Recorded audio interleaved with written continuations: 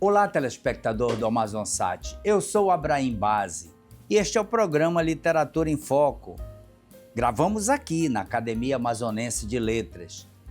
Estamos na Biblioteca Genesino Braga. Eu recebo hoje com muita alegria, com muito prazer, Enoque Cavalcante Neto. Ele é de Rondônia e veio lançar seu livro em Manaus e, naturalmente, conversar conosco. Este é o grande prazer em recebê-lo. Enoque, você é geógrafo.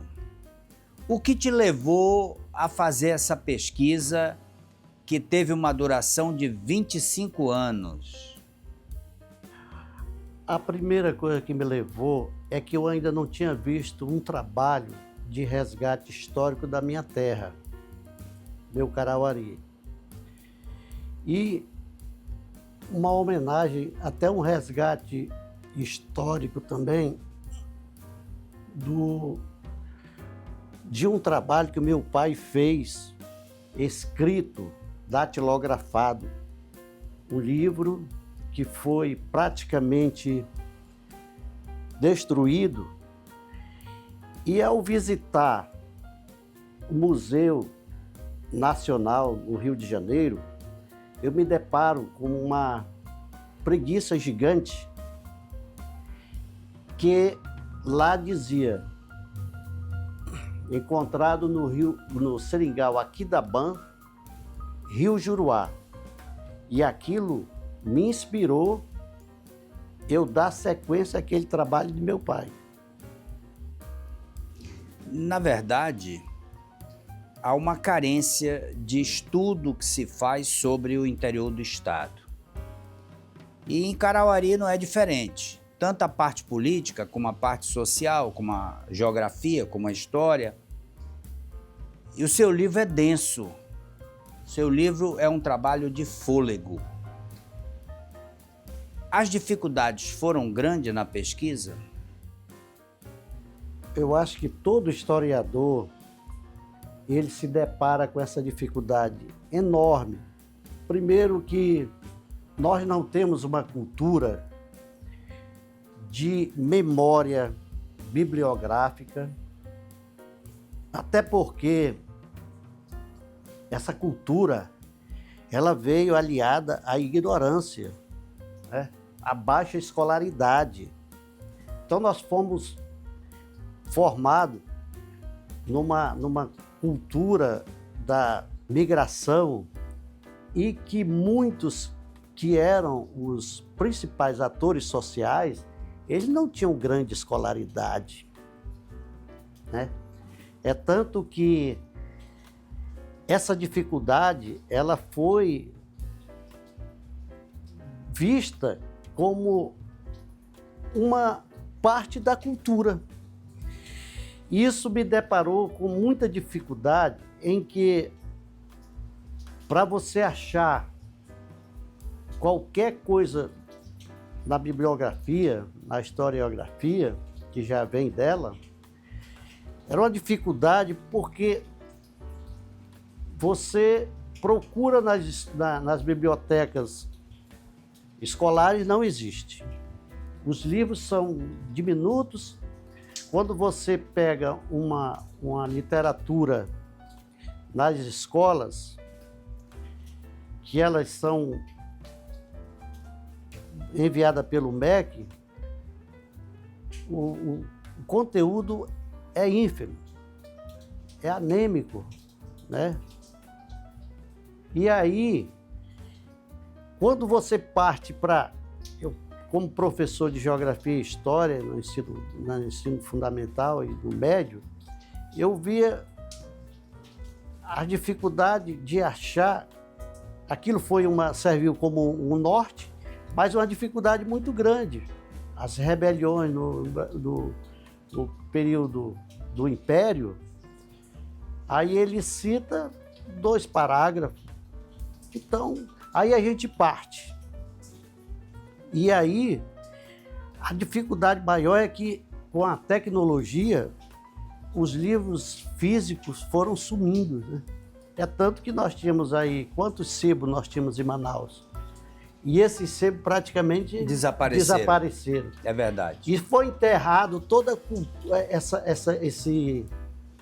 esse arquivo vivo da nossa história, né? E da nossa geografia.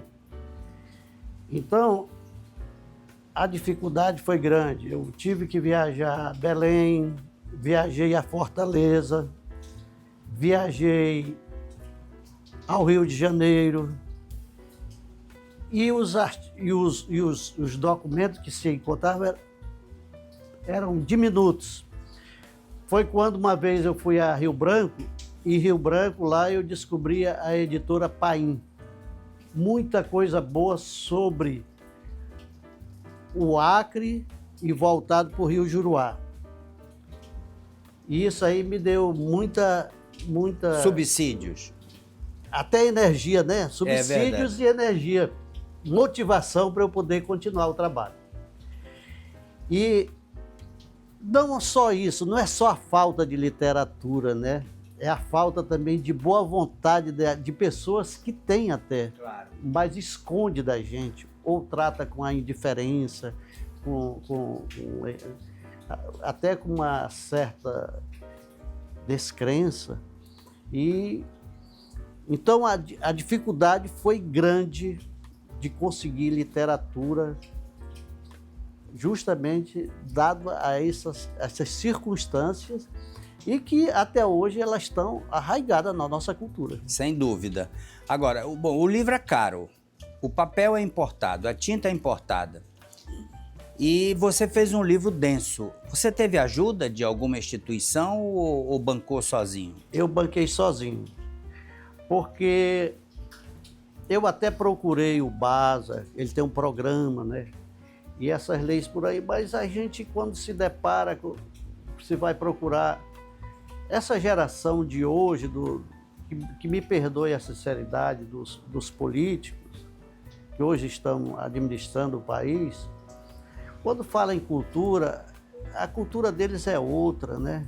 Então, quando se fala em literatura... E a burocracia é muito grande. A burocracia é muito grande. Aí, você desiste já na burocracia. Só na burocracia. Aí a dificuldade é grande. E o que é que eu fiz? Eu digo, eu vou fazer por conta mesmo. E aí, como funcionário público, a gente faz uns consignados e aí a gente conseguiu fazer. Não, e é uma vitória. O seu trabalho é realmente um trabalho digno de leitura e que dará orgulho a qualquer biblioteca. Agora, vamos falar um pouco do Rio Juruá. Como era conhecido esse rio importante da Amazônia? Até 1700, o Juruá era totalmente desconhecido, né? E aí foi quando o nosso primeiro presidente da província do Amazonas, João Batista de Figueiredo de Terreira Aranha. João Batista de Figueiredo Terreira Aranha. Ele se preocupou. Ele já era um parlamentar, né, da província do Pará. Já tinha experiência? Já tinha experiência. E ele como um leitor, ele viu a necessidade. Até porque ele pensava em trazer alimentos para o Amazonas do Mato Grosso. Do Mato Grosso. Certo? E sabia que eu já tinha conhecimento de que a navegação pelo Rio Madeira era muito difícil por causa das cachoeiras. Exatamente. Eu quero lhe interromper neste momento, mas nós vamos voltar, continuando falando dessas dificuldades, especialmente do nosso Rio Madeira, com as pedras, cachoeiras. Eu peço licença de você, telespectador. Eu recebo hoje, com muito prazer, de Rondônia, o escritor, geógrafo, professor Enoque Cavalcante Neto. Eu volto em seguida. Me aguarde.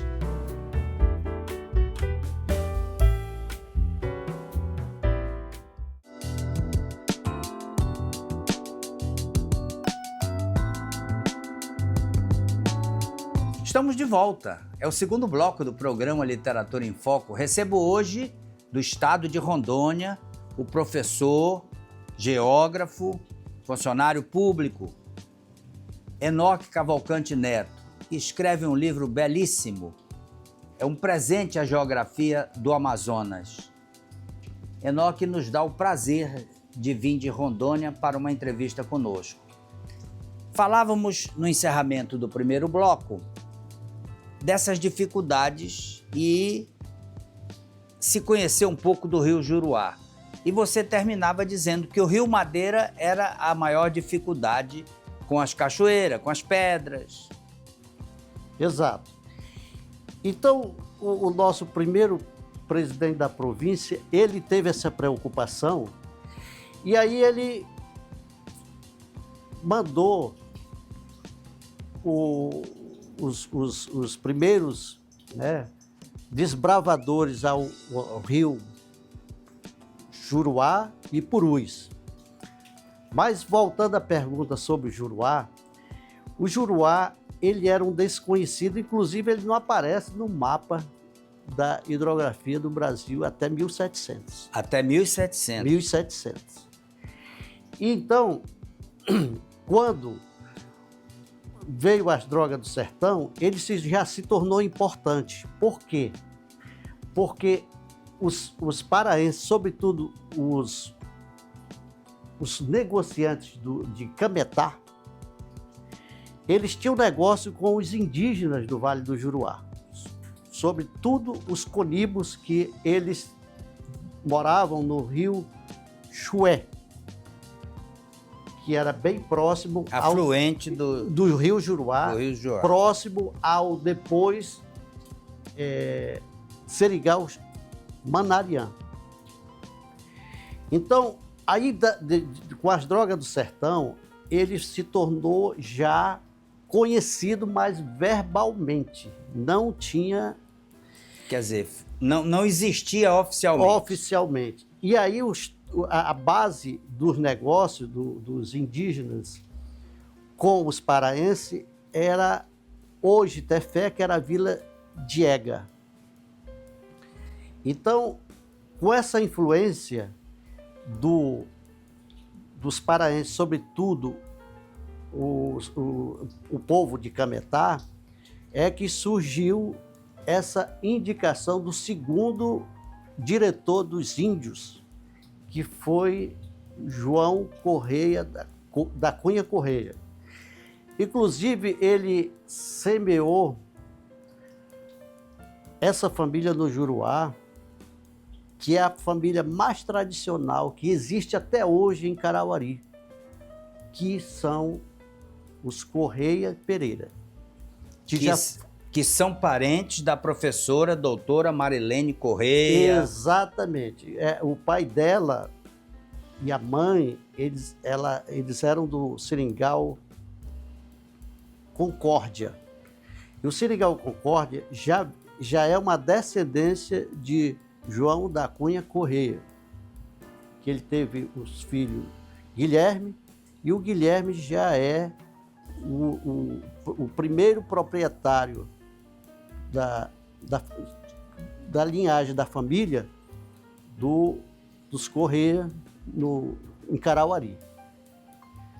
Né? Eu quero até enriquecer que a dona Gel, como era conhecido, o seu Antônio Francisco, eles são compadres do meu pai, madrinho da... O que era comum naquela época. Exatamente. E eles são padrinhos da minha irmã Thelma. E eu conheci a família, parte da família, o Edmilson e o casal, né? O Vale do o Rio Juruá em si, ele foi colonizado pelos indígenas, mas os considerados colonizadores brancos, o primeiro foi um que era negociante de droga do sertão. Ele era extrator de droga do sertão, que foi o João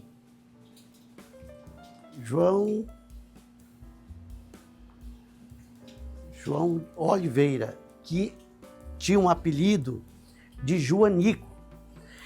E hoje, até hoje, existe essa comunidade que já foi Seringal Joanico. Já foi Seringal. Foi. Ele foi o primeiro branco a botar os pés no Vale do Juruá. João Joanico. Que grave ser este nome. É, o popular Joanico. Popular Joanico. Agora, o Vale do Juruá tem uma frequência de seringais muito grande. Sim. Como estava no auge, né, o momento econômico da goma elástica, como chama alguns historiadores, como Craveiro Costa, como Leandro Tocantins. Então, todos os rios da margem direita do rio Solimões para nós e o Amazonas para o mundo, da margem direita, eles eram os melhores seringais nativos. O hábitat da Hévia brasiliense, ela se localizava nesse trecho. E aí foi quando esses rios, o Purus já era conhecido, mas o Juruá não era, nem também o Jutaí. E eles se englobaram justamente pelo esse momento da exploração da borracha. Da borracha. E aí foi quando, através do Juruá, foi se descobrindo outros afluentes, né, de grande importância econômica na época, que foi o Tarauacá, que já tem o Envira, tem o Jurupari, e o Juruá subindo já onde hoje é o território do estado do Acre, que teve até guerra no Rio Juruá, né? Aí veio o Gregório, veio o Moa, veio o Riozinho da Liberdade, e tantos outros, que todos eram importantes devido à que começam a ser descobertos. Exatamente. Inclusive, tem alguns rios que são em homenagem até os desbravadores, que foram portugueses, e lá também teve italianos. Tem uma história muito rica do Busson, que era um italiano, que ele teve até navios e morreu em Belém.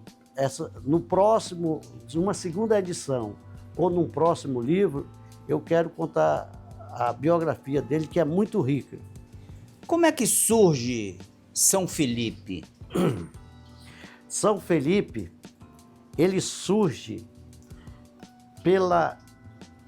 como todos os outros seringais, ele foi um dos pioneiros por Felipe Cunha. E aí, em homenagem a ele, virou São Felipe. São Felipe. É em homenagem ao dono do seringal, que era o Eiru. É um embrião em plena selva, às margens do rio. Exatamente. E aí ele virou uma vila, né? Como já muito influente politicamente. O que era comum também na época. Aí foi quando que em 1882, ele apresentou uma proposta, o deputado que era da mesma família, Cunha Correia, para que aquele município fosse transformado, aquela vila fosse transformada. E aí eis a questão. Quando chega em 1894, foi criado um município no Rio Juruá, com sede em São Felipe. São Felipe. Novamente, eu peço licença do professor Enoque Cavalcante Neto, peço licença de você, telespectador, para um pequeno intervalo, mas vamos voltar a falar de São Felipe, até porque já naquela época, início do século XX, existiam os jornais manuscritos que circulavam lá. Me aguarde, porque eu volto em seguida.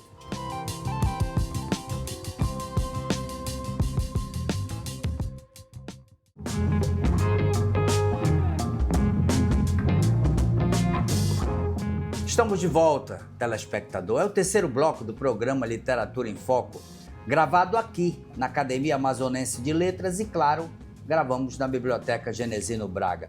Recebo com muito prazer, do território de Rondônia, o professor Enoque Cavalcante Neto. Claro, geógrafo, funcionário público, falamos de uma obra extensa, uma obra que marcará a geografia do estado do Amazonas. Então, professor, vamos continuar falando do nosso São Felipe, que muda de nome. Exatamente. Por influência de Felipe da Cunha, ele foi denominado São Felipe. E depois, com a Revolução de 30, que a comoção nacional em função da morte de João Pessoa, aí transferiram para João Pessoa. Mas aí, nesse mesmo momento, todos os municípios do Amazonas, que até hoje eu presumo pelo decreto, é quem tinha até 200 moradias na sede, ele permanecia. Quem não tinha foi extinto, em palavras mais simples, né? E aí foi quando veio o nosso interventor. Estamos falando dos anos 30. Revolução Vargas. Isso. Aí o interventor Álvaro Maia, ele sentiu muita pressão.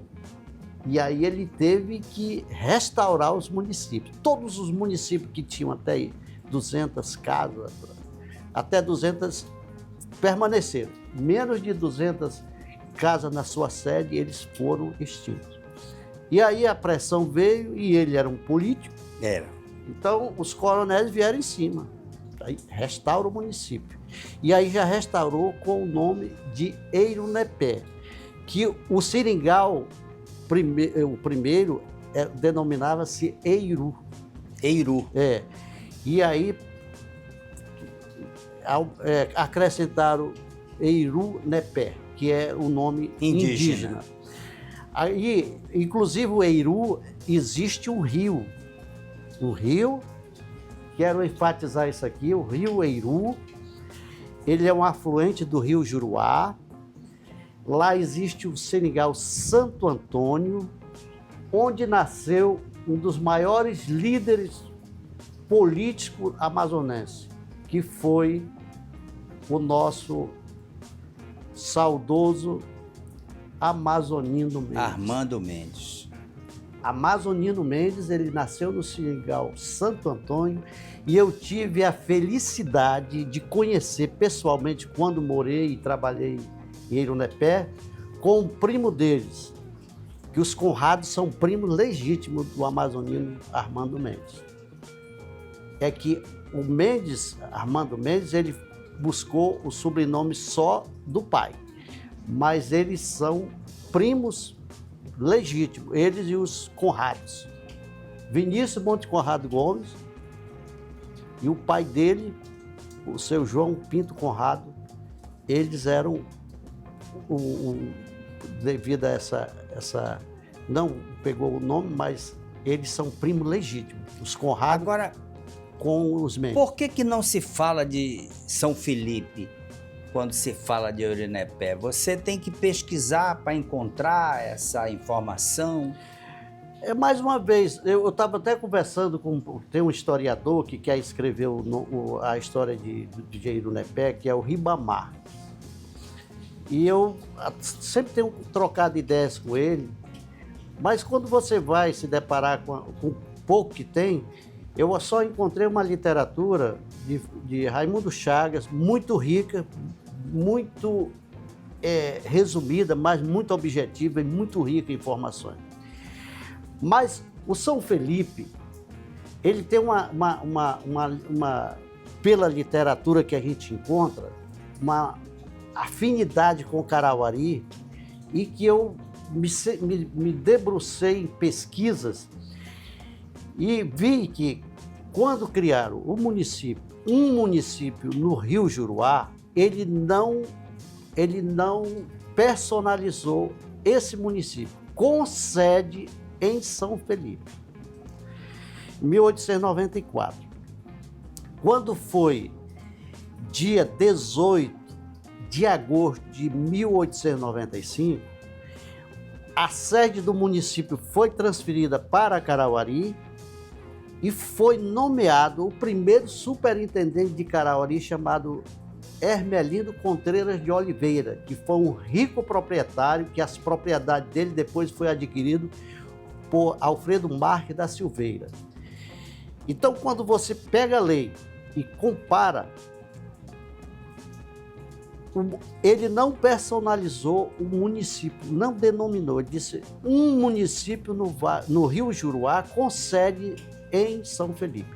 No outro ano, transfere o município que foi criado no Rio Juruá para Carauari, instala e nomeia o primeiro superintendente e os 5 intendentes. Tá certo. E essa literatura só eu encontrei, não por vaidade, mas por necessidade. Tá certo. Porque sempre me chamou a atenção de dizer, então Carauari foi instalado e nomeado seu primeiro superintendente e os 5 intendentes em 18 de agosto de 1895. Perfeito. Eu quero novamente pedir licença do professor Enoque Cavalcante, mas chamar a atenção de você, telespectador, porque esse é aquele momento especial da nossa dica literária, onde você vai conhecer uma nova obra. Te convido a assistir.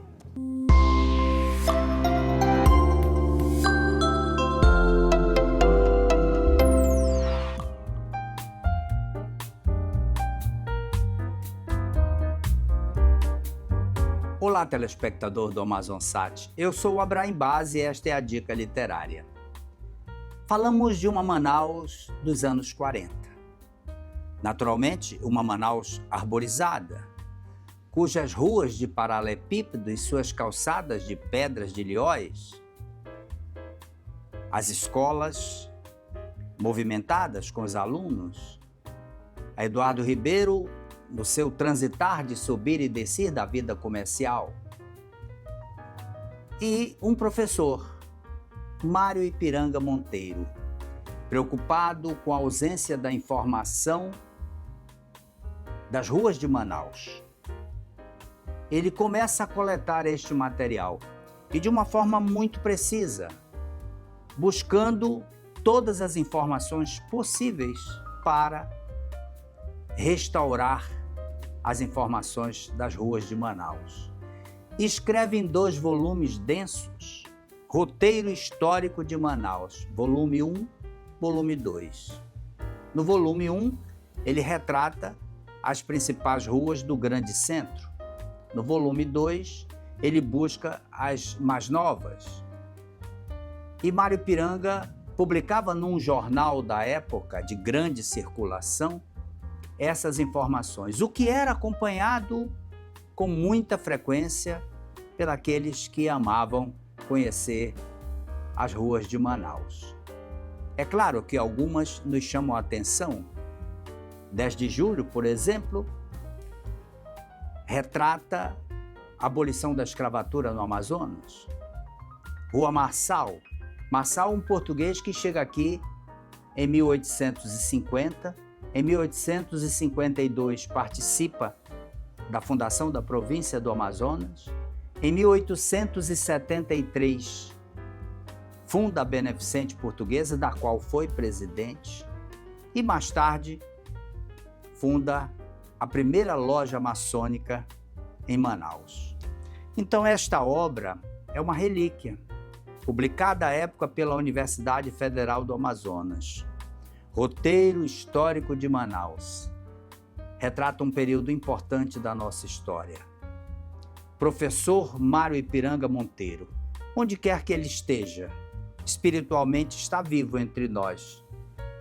Nos presenteia com esse momento especial.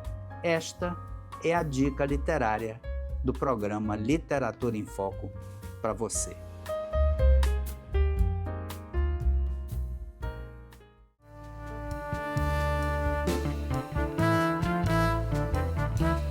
Estamos de volta, é o quarto bloco do programa Literatura em Foco. Eu converso hoje com o geógrafo Enoque Cavalcante Neto. Claro que o Enoque veio de Rondônia exclusivamente para fazer um lançamento especial em Manaus e dar a nossa entrevista, conversar conosco. Enoque, a formação territorial, econômica, cultural e social dos seringais foi um grande marco nesse processo de influência no campo político. Por quê? Porque, primeiro, foi uma forma até arbitrária a formação territorial e também muita luta, sofrida.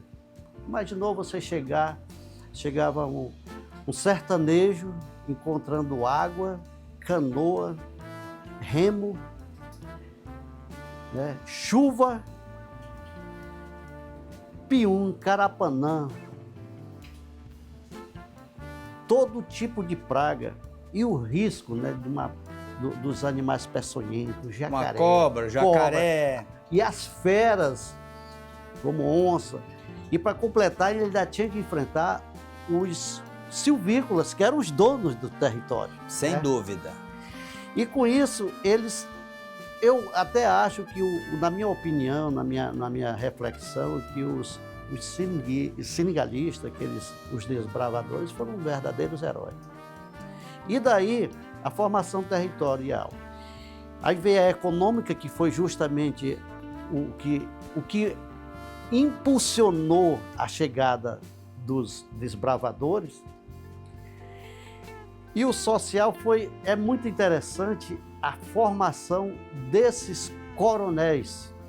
Eles eram brasileiros, geralmente vindos do Nordeste, Bahia e Ceará, mas nós tivemos portugueses vindo de Portugal para se instalar no Vale do Juruá. Nós tivemos italianos, nós tivemos espanhóis, nós tivemos peruanos e bolivianos. E esse caldo cultural, ele teve uma coisa muito interessante.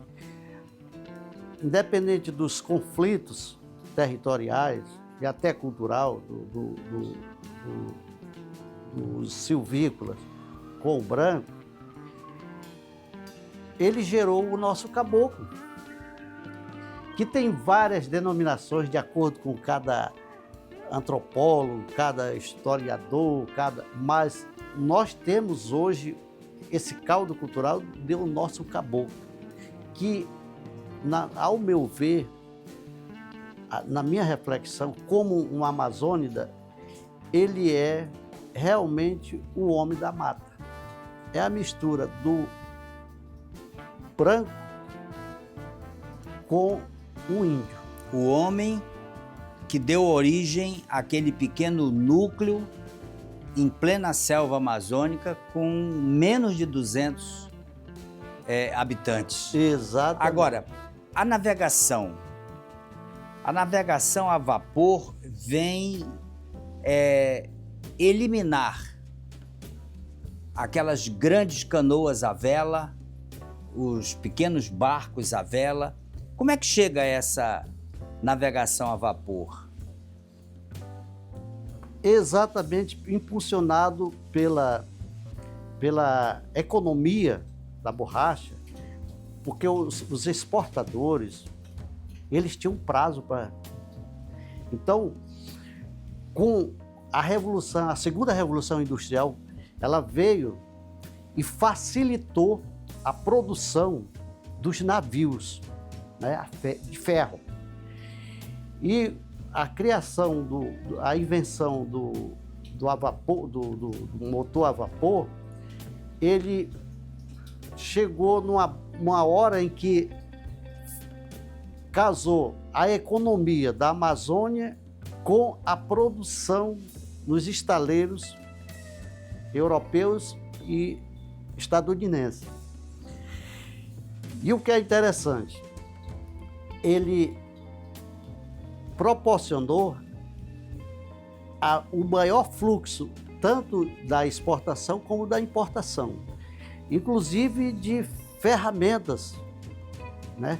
Que a gente pensa que não, mas a história e a pré-história, elas convivem. Claro, com certeza. E no Vale do Juruá foi interessante a forma de como os bandeirantes, né? Os Os desbravadores. desbravadores, eles chegavam e a forma de atrair o indígena era com ferramentas. Era no nosso Vale do Juruá ninguém chama facão, chama teçado. Teçado. Enxada, né? Inclusive, João da Cunha Corrêa, quando ele chegou para querer atrair os Naua, ele foi corrido, porque os Naua já tinham o conhecimento de que o branco era traiçoeiro para ele, né?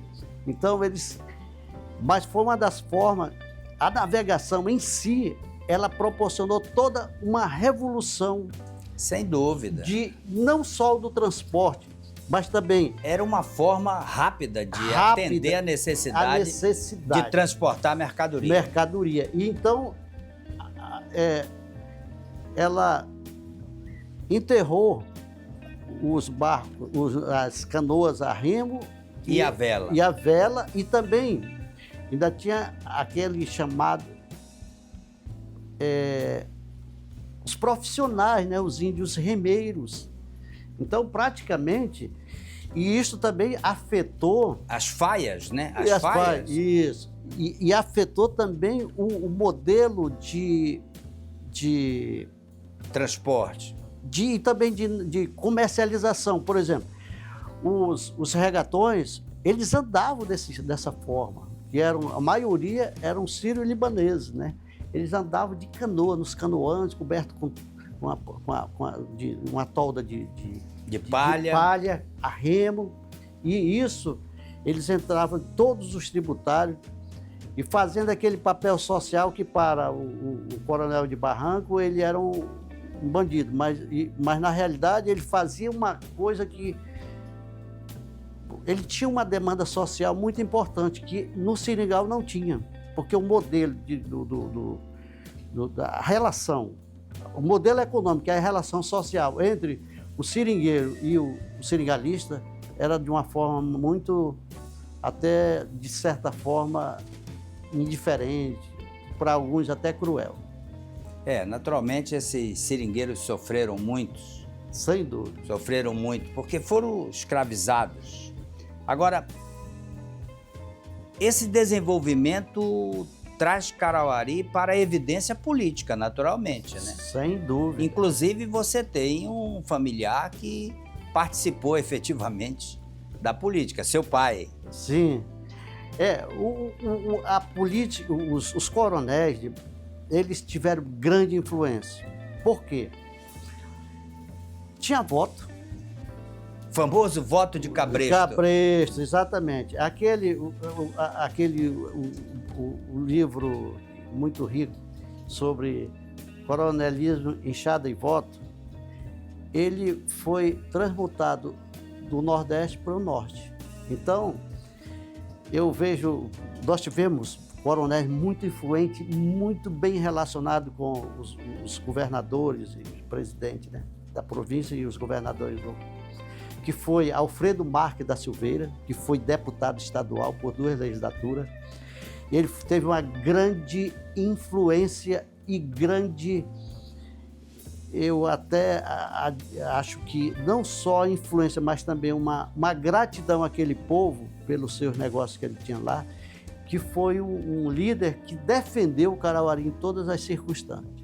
Até porque o município sobrevivia do que eles levavam para vender. Exatamente. Outro grande influente que foi Hermelino Contreiras de Oliveira, que depois vendeu as propriedades a Alfredo Marques da Silveira. E o Hermelino Contreiras de Oliveira, ele tinha até navios, que foi o Contreiras que teve uma guerra no rio, na foz do rio Amônia, onde hoje é o município do Acre, chama Mâncio Lima. Mâncio Lima. Aonde está aquela cidade, ali na Confluência do Juruá com ele, foi onde os peruanos instalaram a alfândega e que o navio de Hermelino Contreira de Oliveira foi guerra mesmo lá. E com isso, o Hermelino era um homem muito influente, ele veio da Bahia e os negócios dele eram voltados para Chibauá. Tá certo. Novamente, peço licença do professor, peço licença de você, mas na certeza de que eu volto em seguida para o quinto e último bloco. Me aguarde.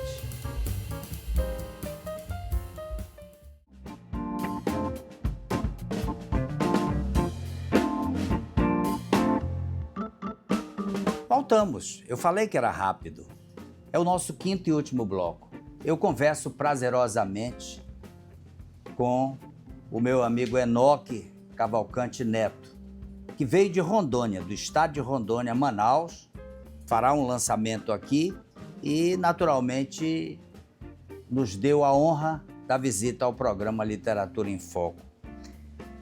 Nesse processo todo, Carauari apenas viaja na memória dos prédios públicos que ficaram apenas em fotografias. Por quê? Houve um abandono desses patrimônios?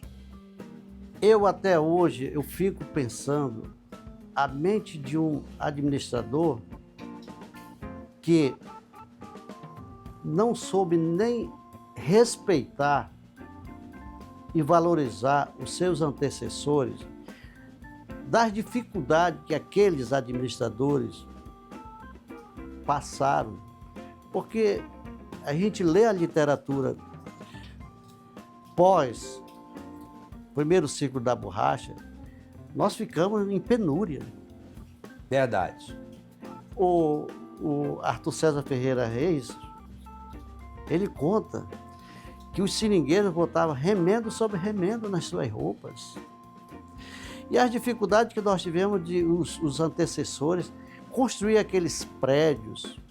E homens que, na realidade, se doaram para conseguir aqueles prédios e depois foram demolidos sem menor sentimento, sem menor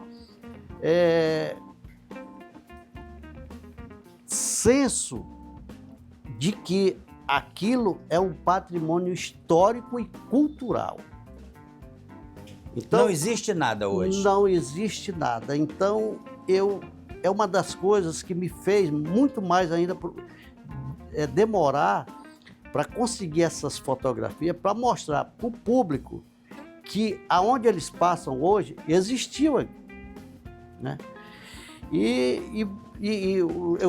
Eu antes do falecimento de algum prefeito,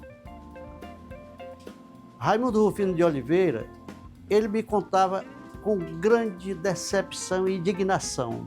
A família Rufino de Oliveira se instalou em Manaus e um dos destaques é o Iomar. Sim, eles são do Juruá. João Rufino de Oliveira foi esses onde o seringal aqui da Ban é da família.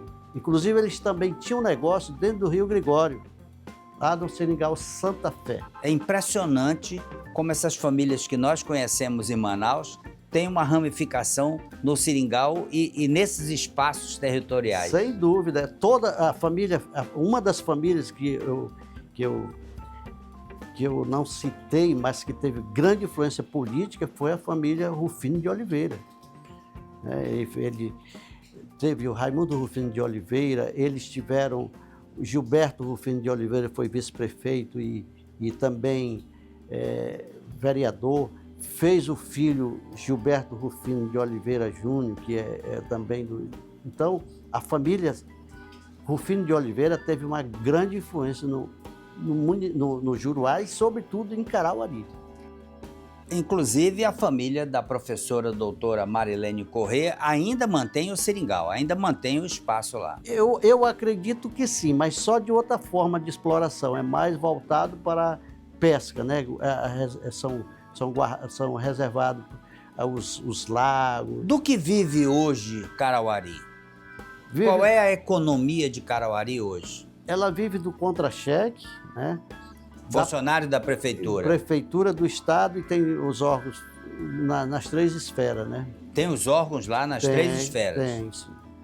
E a pesca, e hoje nós temos uma agricultura que ela é latente, mas ela já é efetiva, que é o plantio racional do açaí. Carauari produz um dos melhores açaí. Eu sou suspeito para dizer que é o melhor açaí do mundo, né? Eu sou suspeito porque eu sou filho de lá. Mas o açaí de Carauari, ele tem uma diferença, porque ele é um açaí grosso, como diz o caboclo. Que faria concorrência ao de Belém do Pará? Eu conheço o de Belém, eu já estive lá na inauguração da restauração do Veio Peso. Mas para mim, um açaí que ele é bem consistente, como diz o caboclo, é grosso, ou seja, ele é pastoso. De 1 litro você faz 2, eu só vi isso do meu Carauari. Só Carauari. Só Carauari. Porque... Agora, você tem um amor muito especial, porque você diz sempre o meu Carauari. Porque eu sempre digo que eu nasci na Balbina Mestrinho aqui, só porque minha mãe teve dificuldade no parto. Mas eu me considero filho de Carauari em tudo, porque foi lá que eu tive infância. Uma infância que eu acho que ninguém vai mais ter. E foi lá que eu constituí os amigos, a minha família é de lá. Meus amigos, eu estudei até o ensino médio, até o ensino fundamental, porque naquele tempo não tinha ensino médio lá. O que te leva para Rondônia? O que me levou foi o desemprego. Eu fiquei desempregado e aí eu tive que buscar espaço. E lá eu encontrei como técnico em agropecuária na Emater. E aí eu fiz um curso superior na Universidade Federal de Rondônia, fiz a licenciatura e depois fiz o bacharelado. E aí eu passei no concurso público do DR e hoje eu estou lá. Que é uma instituição importante que cuida das estradas. 2 estradas. Nós temos Aliás, o estado de Rondônia, ele é todo... A economia dele toda é baseada nas estradas. E os rios, para nós lá, que hoje eu convivo lá, são praticamente onde a estrada passa, aí tem os bueiros, triplo celular, né? Muito bem cuidado, selado, mas a economia toda é movida pela estrada. Bom, Rondônia hoje está à porta do Mato Grosso. Exatamente. Com muitas cidades. Meu bom amigo Enoque Cavalcante Neto, foi um prazer enorme. Nós que desde dezembro vínhamos falando nessa sua vinda a Manaus, que você queria ter o prazer de vir ao programa, hoje você realizou a sua vontade de chegar aqui e nós tivemos o prazer enorme de te receber. Estamos chegando ao final do programa e rapidamente você, naquela câmera, tem a oportunidade de se despedir dos seus amigos, especialmente aqueles que haverão de lhe ver em Rondônia. Para mim eu fico até emocionado, porque foi um projeto de escrever esse livro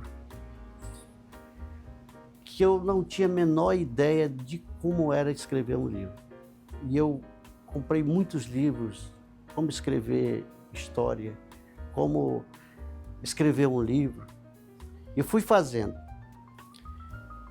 E aquilo que eu não sabia, eu pedia orientação de historiadores, de geógrafos, para que a gente pudesse fazer um trabalho que eu pudesse levar até para a posteridade.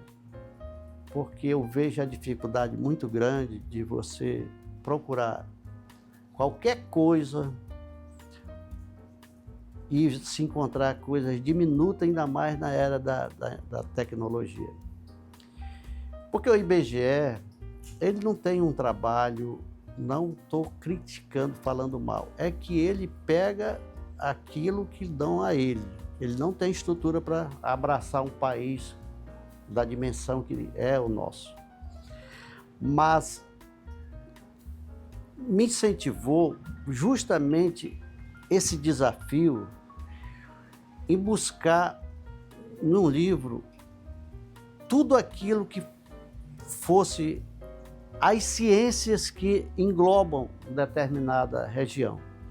Então, tudo que eu procurei durante 25 anos sobre Rio Juruá e Carauari. Estão aí na obra. Estão aí na obra. Tá certo. E eu só deixei em branco uma, porque não é fácil, que foi a entomologia da cidade, do município de Carauari e do Juruá, porque é muito trabalhoso, mas, quiçá, na segunda edição vem. Poderá vir. Poderá vir. E eu só tenho a agradecer a todos os colaboradores do livro, aqueles que acreditaram na obra, no meu desafio, e lamentar aqueles que nos trataram de uma certa forma com indiferença, com desprezo, com desdém. Mas eu tenho em mente aquele desafio da pipa. A pipa sobrevive contra o vento. Tá certo. Muito obrigado. Chegamos ao final de mais um programa Literatura em Foco, mas eu quero dizer para você que dedico este programa ao estado de Rondônia, especialmente ao professor doutor Dante Fonseca, ele que também foi um desbravador da Universidade Federal de Rondônia.